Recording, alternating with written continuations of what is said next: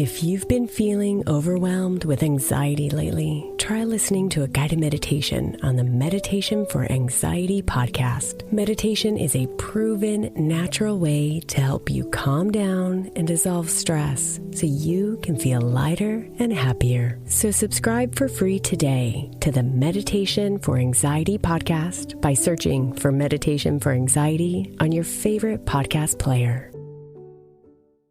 Now, before we start, you might want to check out our other podcasts covering topics like personal development and minimalism, money, health, relationships, and more. So to optimize your life in other areas, just search for Optimal Living Daily in your podcast app. Now on to the show.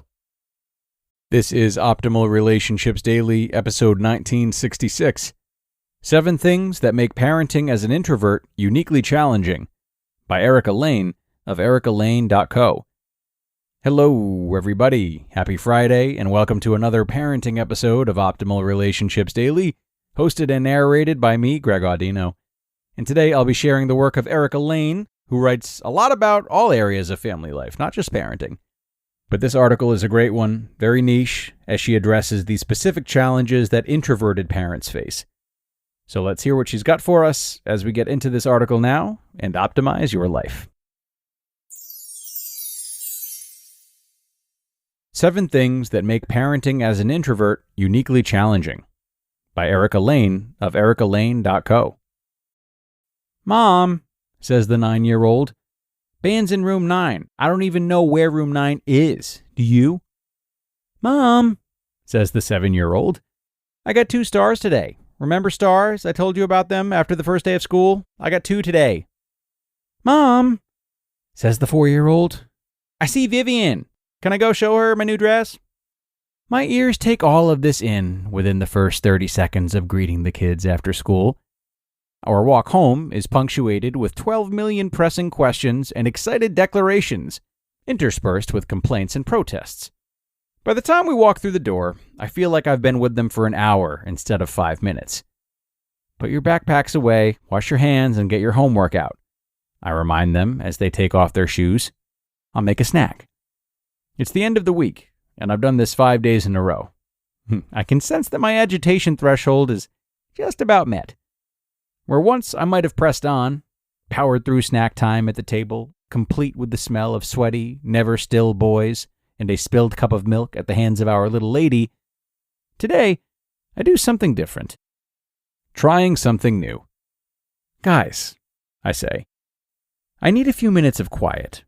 Can you work on unloading your backpacks while I go to my room for a few minutes? I'll be out soon. I take a deep breath, hoping it'll work. The boys agree. No problem. But I can tell our 4-year-old would rather follow on my heels. I bend down to her eye level and reiterate myself. Honey, I can feel myself turning into cranky mom. I'll feel better if I have just a few minutes alone. Do you think you could get the cups out and set a drink of water on the table for you and your brothers? I'll be out when you're done. She looks at me long and hard. Well, for at least 1 whole second. And I can see her deciding whether to take the bait. Okay, Mama, I'll get the cups. Phew. I sigh and retreat to my room, desperate for those 5 precious, quiet minutes before I launch myself back into the fray. 7 Things That Make Parenting as an Introvert Uniquely Challenging. Parenting as an introvert is like having an out-of-body experience. No matter what stage of parenting we're in, so much of it is counter to what comes naturally to us. For example, number 1, we need our solo time. It's impossible for us to be our best selves without it. Quote, for introverts, this sacred time is just as important as sleep. End quote. That's by Emma Scheib. Number 2, we resist noise, interruptions, and disorder, all of which kids specialize in. Sometimes we meet our kids' playful yelling with yelling of our own, and not the playful kind, because we just can't handle the noise. Many of us are at our wits' end with the messes, the clutter of toys and crafts and school paperwork. It's just too much.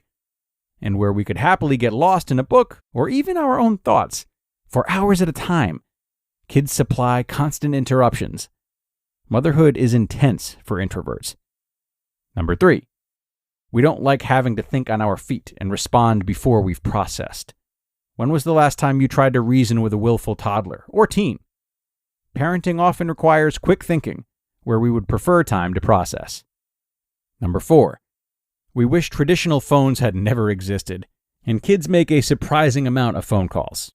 Play dates, doctor's appointments, school-related conversations, etc. Number 5. We can struggle to build a supportive village at a time when we need it most. Raising kids feels exponentially easier when you have friends and family to rely on, from emotional support to someone to call in a pinch.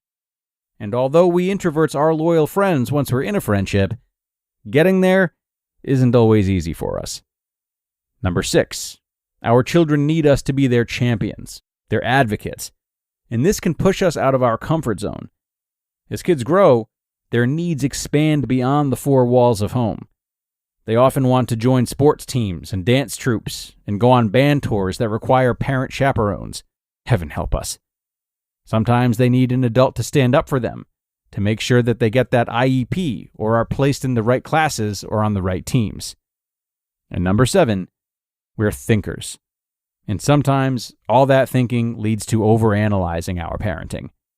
And sometimes overanalyzing our parenting leaves us feeling guilty for not being more for our kids. And this is hard. Challenges aside, there are things we excel at. Some aspects of our introverted personalities make us uniquely strong parents.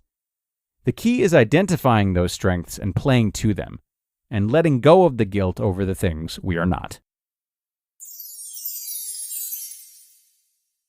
You just listened to the post titled, 7 Things That Make Parenting as an Introvert Uniquely Challenging by Layne of ericalayne.co. We talk about love and communication here on the show every day, but there's always more to learn. And lately, I'm proud to say that my own knowledge of relationships has reached a new level, thanks to our sponsor, Masterclass. Masterclass is an app and streaming platform that makes a meaningful gift this season, because you can help a loved one learn a new skill from the world's best performers. It's like Masterclass instructors are your own personal mentors, providing content and videos that are going to help you reach a new level. For just $10 a month, there are 11 categories and over 180 masterclasses to pick from, with new classes added every month, like renowned psychotherapist Esther Perel's class, which helped me gain a better understanding of relational intelligence, something that has absolutely helped me to be more present and more communicative with the loved ones in my life.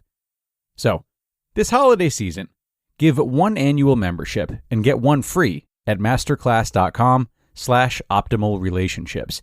Right now, you can get 2 memberships for the price of 1 at masterclass.com/optimalrelationships. masterclass.com/optimalrelationships. Offer terms apply. This show is sponsored by Regain Couples Therapy by BetterHelp. Whether you're in the honeymoon phase or partners for life, perfectly content with your partner or going through a rough patch, setting aside time to listen to each other and work through conflicts can transform your relationship. And I can tell you from experience that sometimes the best place to learn how to be the listener or communicator that your partner needs is in therapy. If your relationship is having ups and downs, or you simply want to work on yourselves together, consider giving Regain a try and see how your relationship can improve, no matter what stage you're at. This is an entirely online form of therapy that's not only helpful, but also designed to be convenient, flexible, and suited to your schedule.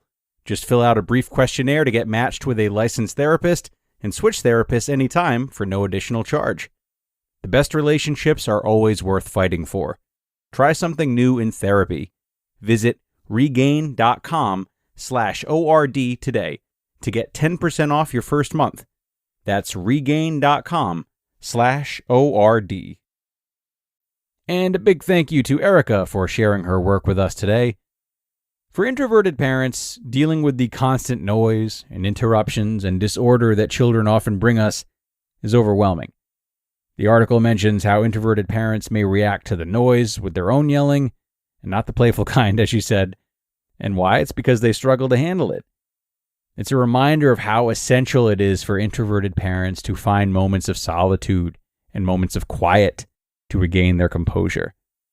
And another key point is that introverts prefer time to process their thoughts before responding. parenting often requires quick thinking, especially when dealing with stubborn toddlers or teenagers. And this can be a real challenge for introverted parents who struggle to do this with any kind of person, let alone kids. But it's important to recognize their need for mental preparation and to try to create space for it when possible.